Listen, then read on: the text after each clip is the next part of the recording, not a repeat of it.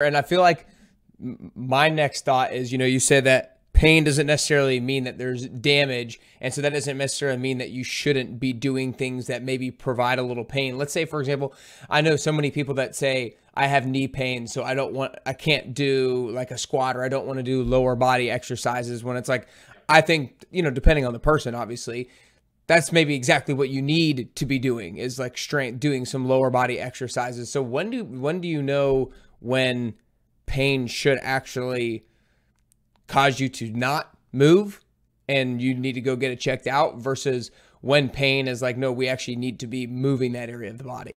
It's a great question and a hard one to answer, because the answer is it depends, right? Yeah. So as a general rule, 9 or 10 out of 10 pain probably should warrant an evaluation. You know what I mean? But right. Let me use myself as an example. I'm 53 and I still like to train, and I'm going to do it as long as the body will let me train hard and maintain muscle mass and have a muscular look. I like that. I enjoy that. But I also induce, by choice, a low-level state of chronic pain.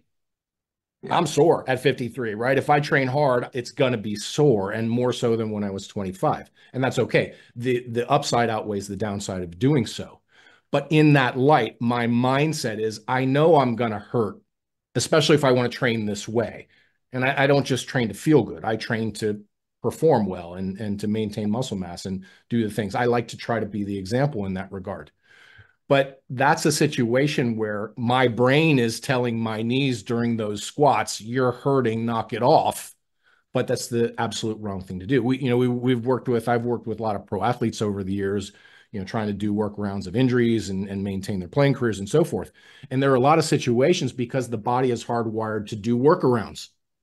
If your back's hurting, figure out how to play without using your back. Well, guess what happens? More and more weakness sets in, and then you're set up for worse injury and worse problem and chronicity and all those things.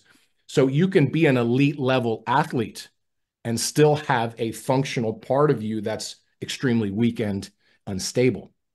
So the answer is, when in doubt, go get checked out. Okay. Ask someone like me, hey, is this okay or not? If you're not sure.